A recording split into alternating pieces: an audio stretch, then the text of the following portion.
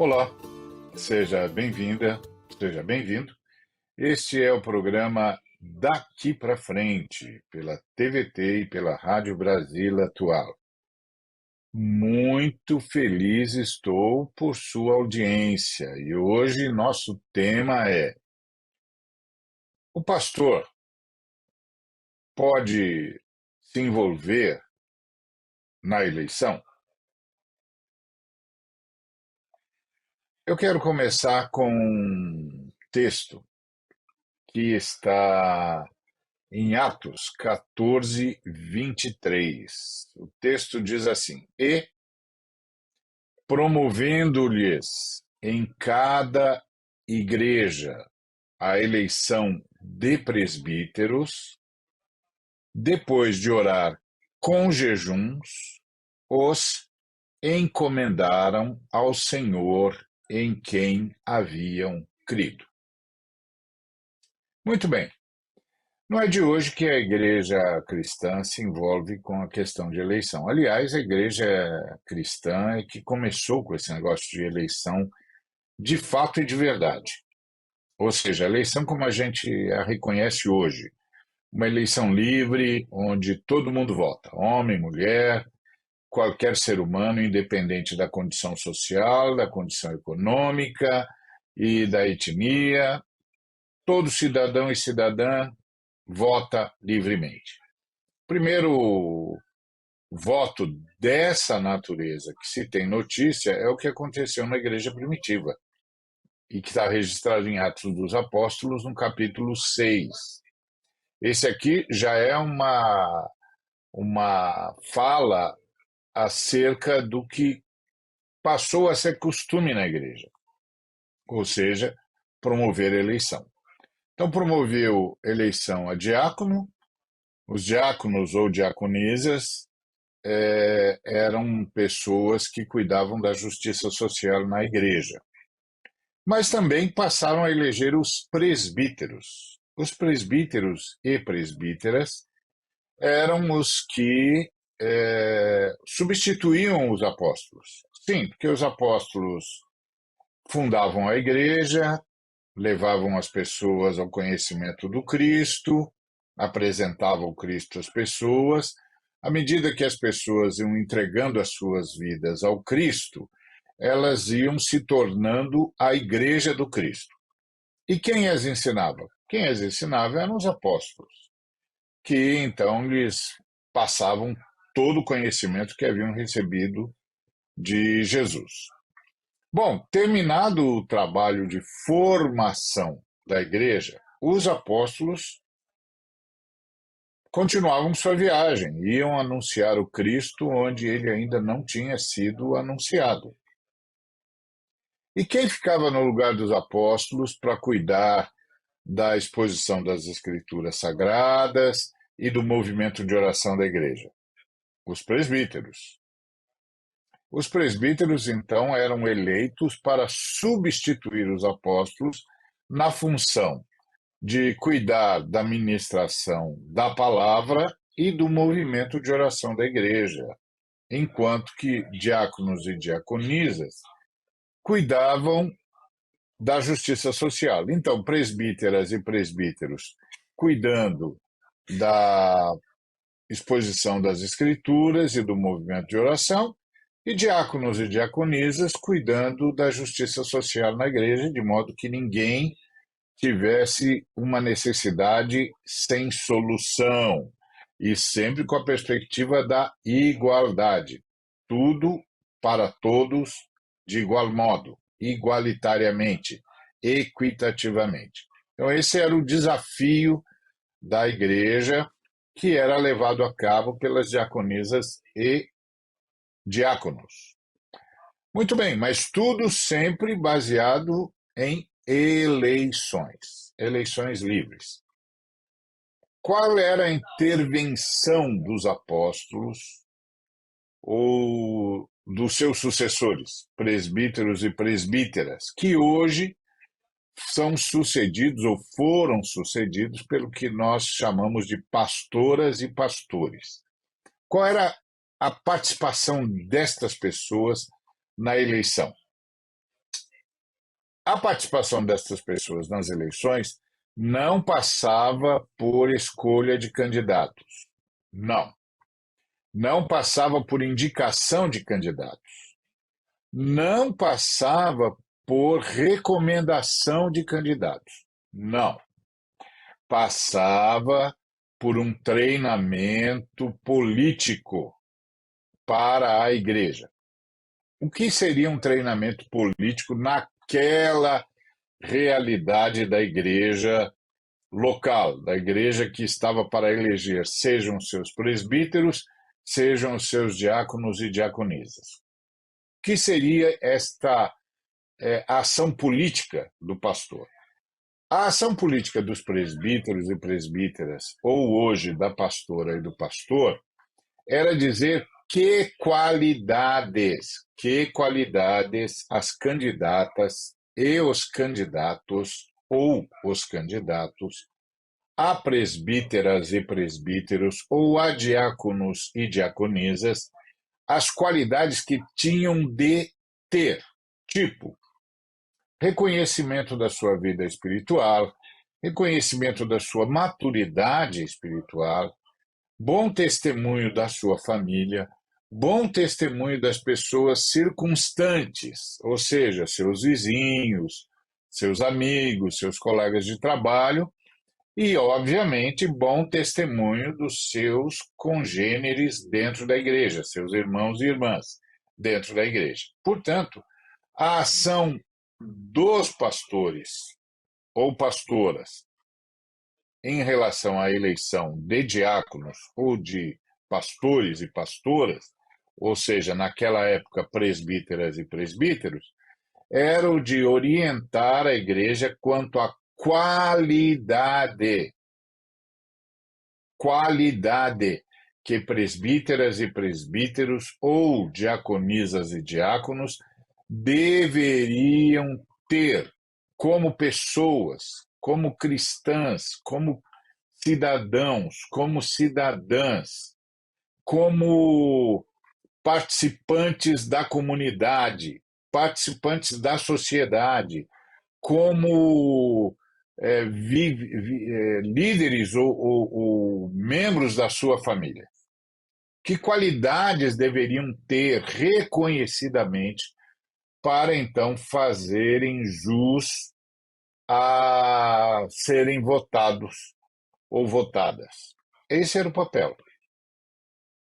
Ponto. A, a, os presbíteros e presbíteras que receberiam novos membros, caso houvesse necessidade de mais presbíteras ou presbíteros, ou os presbíteros e presbíteras que iriam conduzir a eleição de diaconisas e diáconos, não diziam em quem votar, nunca. Diziam qualidades que quem é digno do voto tem de ter, ou que qualidades alguém tem de ter para ser digna ou digno do voto da comunidade. Esse é o papel. Bom, nós estamos diante de eleições. Já é sistemático, nós somos uma democracia pluripartidária. Há democracias unipartidárias que também fazem eleições, mas são unipartidárias. A nossa não, a nossa é pluripartidária. Muito bem. O que a gente pode fazer como pastor, como pastora? A gente deve dizer ou pode dizer em quem as pessoas devem votar, seja para o legislativo, seja para o executivo? Não, não. Seguindo a lógica da Bíblia, não. De, de jeito nenhum. Não. Mas o que a gente pode fazer? Ou melhor, o que a gente deve fazer?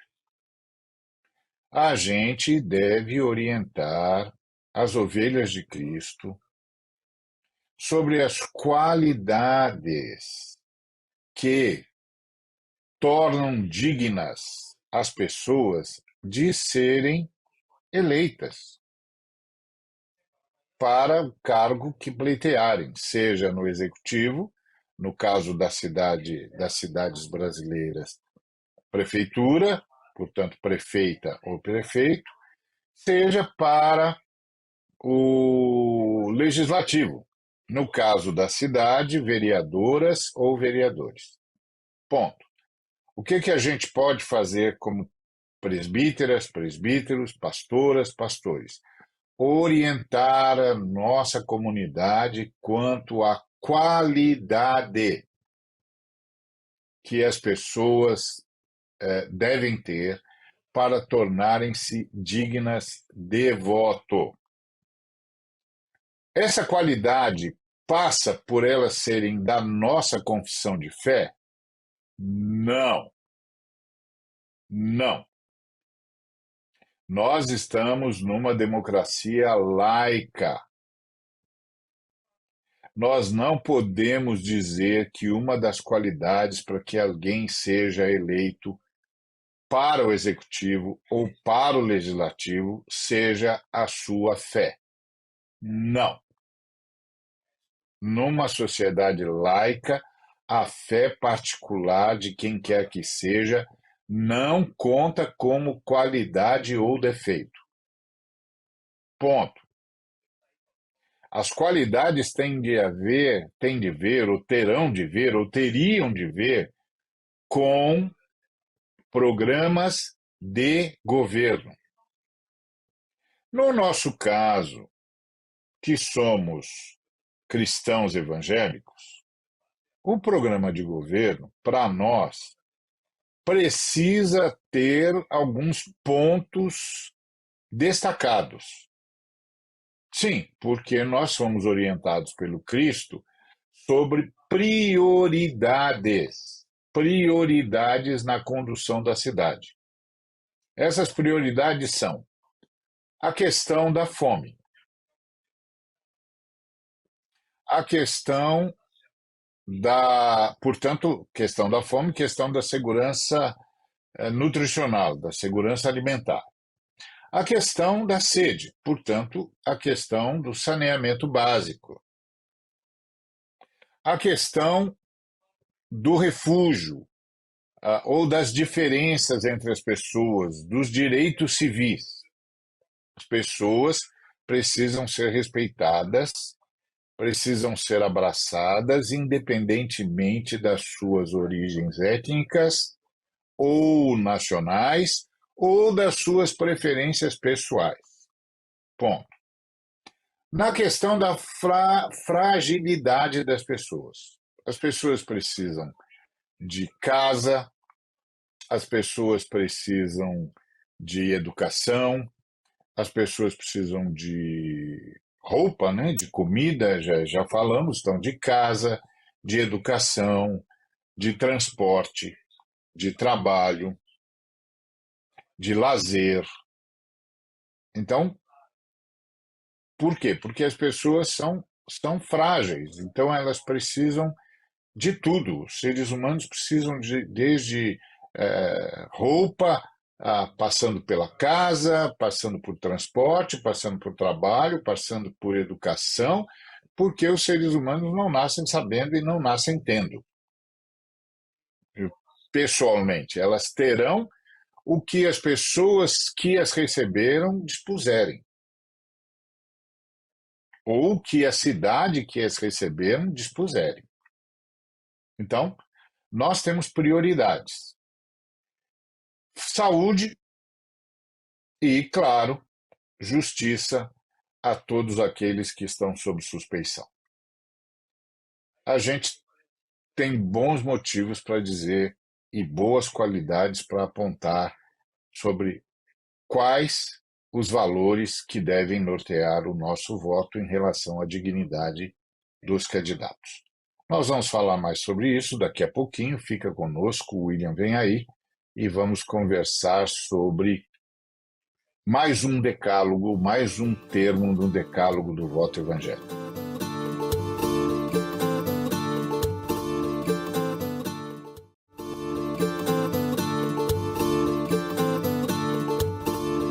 Olá, que bom que você continua conosco.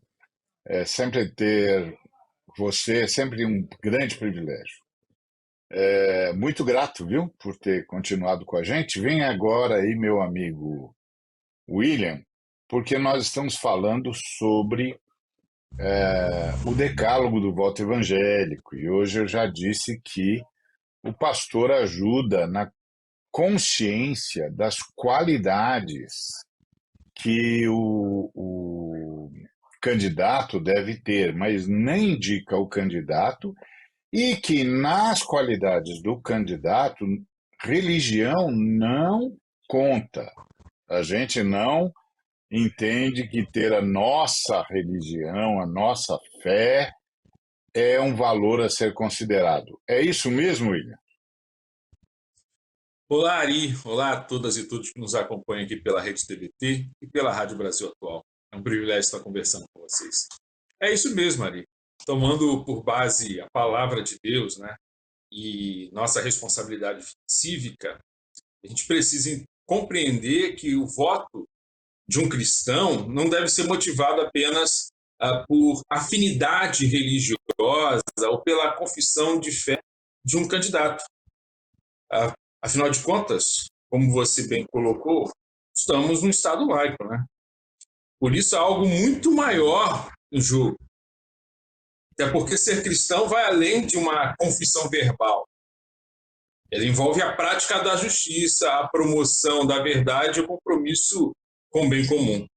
Então, a Bíblia, ela nos ensina que a gente tem que discernir os espíritos, ela nos ensina a julgar as árvores pelos frutos. Ou seja, não basta que um candidato se declare cristão ou se declare evangélico, é necessário que ele venha demonstrar lucidez, comprometimento com as causas da justiça e da verdade. O fato de um candidato frequentar uma igreja não significa que ele automaticamente será, por exemplo, um bom vereador, um prefeito, ou alguém que vai promover os valores do reino de Deus na sociedade. Valores esse que, como já falamos aqui em outros programas, não são certos aspectos da moralidade ou costumes que só podem ser trabalhados pela ação do Espírito Santo e não por uma ação política, né? A verdade é que o político evangélico, antes de mais nada, deve ser um evangélico na política.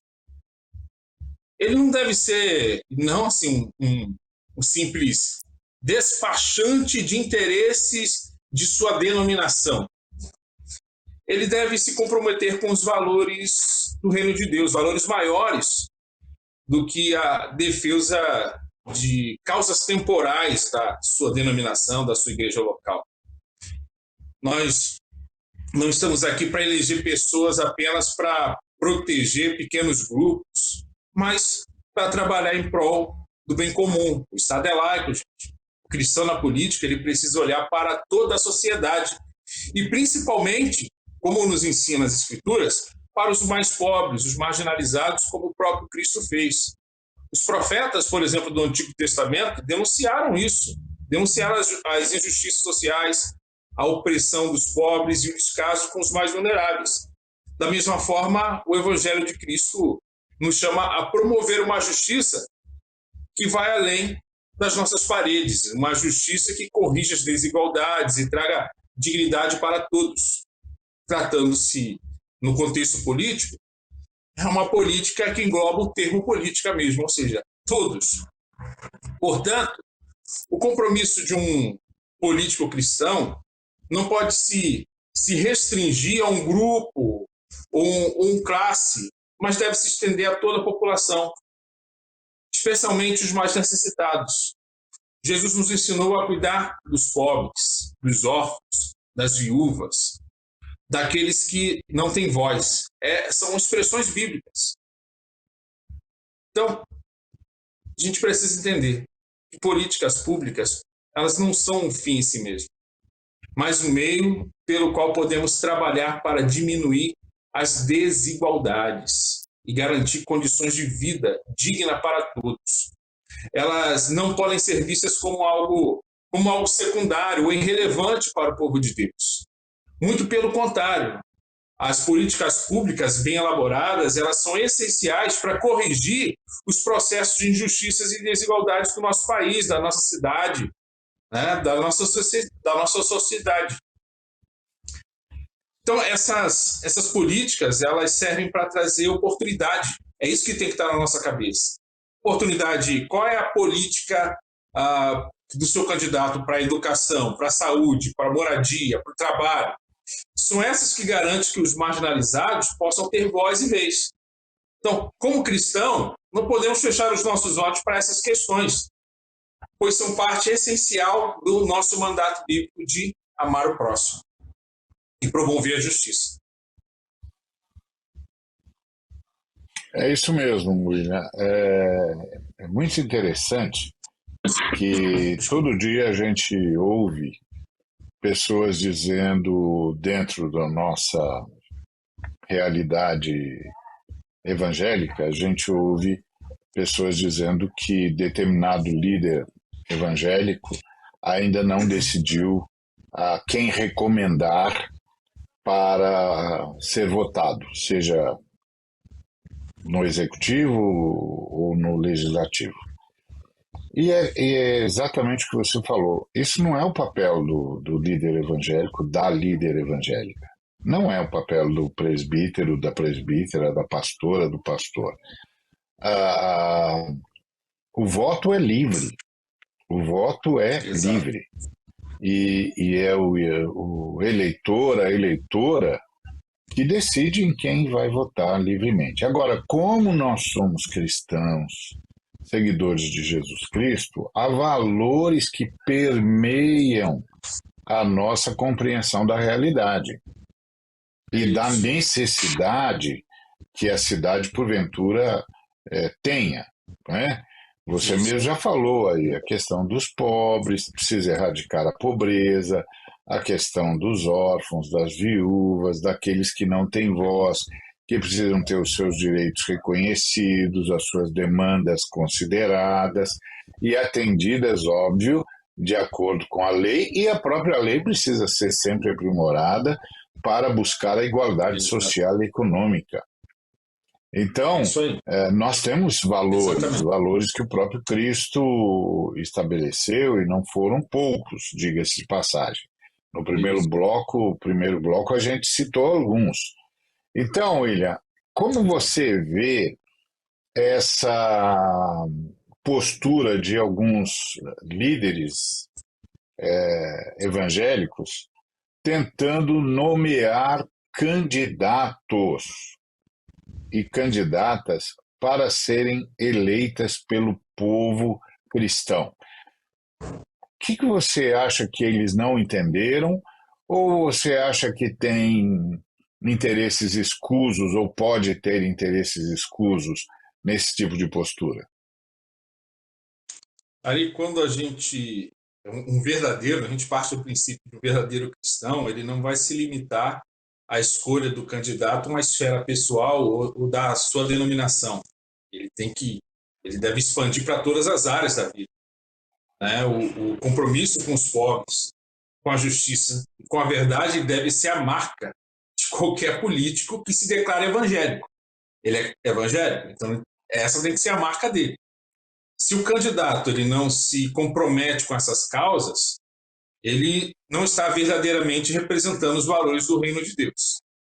E aí tem esse outro perigo que você trouxe aí, né? Que é a ideia de eleger um político evangélico em nome da sua denominação, porque o pastor pediu, o pastor determinou, apenas como defensor de interesses restritos às igrejas.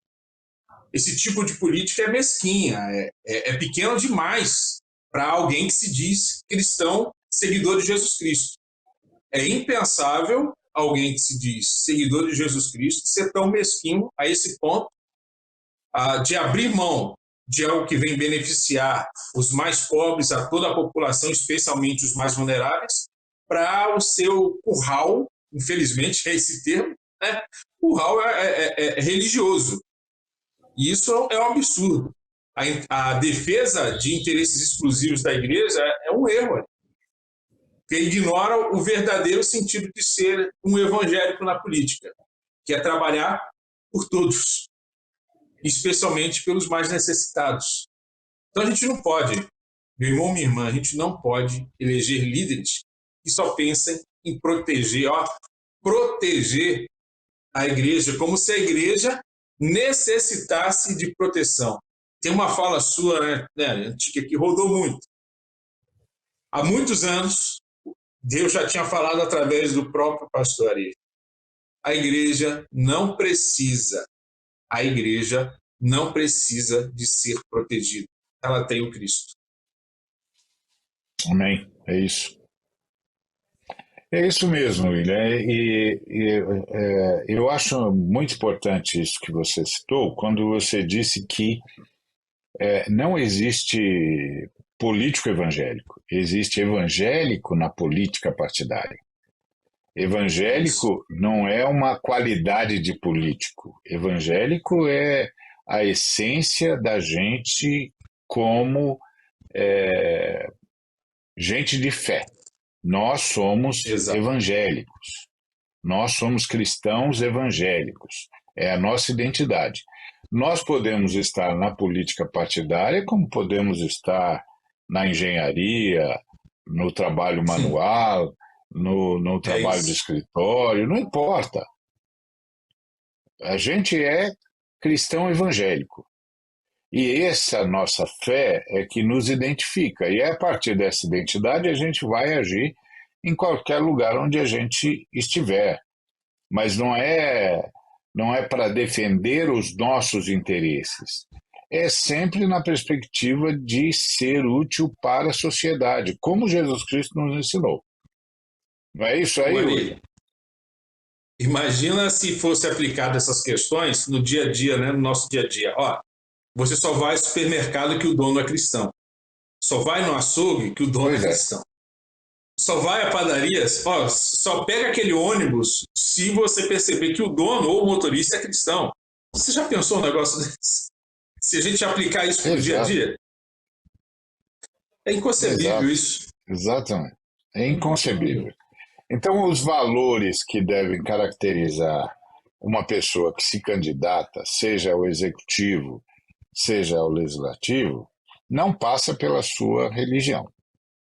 O Estado brasileiro é laico, não tem religião, não serve a nenhuma religião, mas, obviamente, dá liberdade a todas as religiões para exercerem os seus credos, pregarem as suas mensagens, e todo brasileiro e brasileira é livre para pregar a sua religião, para viver a sua religião, para mudar de religião, ponto.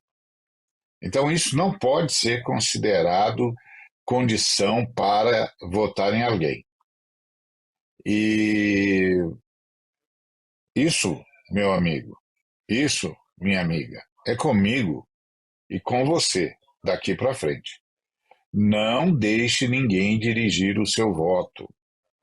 Vote livremente, vote a partir dos seus valores e não permita que o Estado laico seja subvertido. Vamos manter o Estado laico. O candidato, a candidata precisa ser eleita baseado nos seus valores, no seu programa de governo. Ponto. Como eu disse, é comigo e com você daqui para frente.